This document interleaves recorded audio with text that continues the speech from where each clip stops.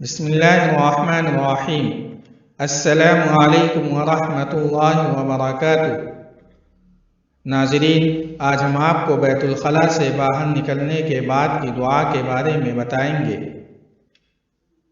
نبی کریم صلی اللہ علیہ وسلم جب بیت الخلاء سے باہر نکلتے تو یہ دعا پڑھتے تھے: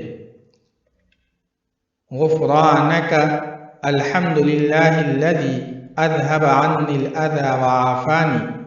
ایک مرتبہ پھر سن لیجئے: غفرانک الحمد للہ الذی اذهب عنی الاذی وعافانی۔ ترجمہ: اے اللہ، میں آپ سے بخشش چاہتا ہوں، تمام تعریفیں اللہ کے لیے ہیں جس نے مجھ سے اذیت دور کی اور مجھے عافیت بخشی۔ اس ویڈیو کو ثواب کی نیت سے زیادہ شیئر کریں۔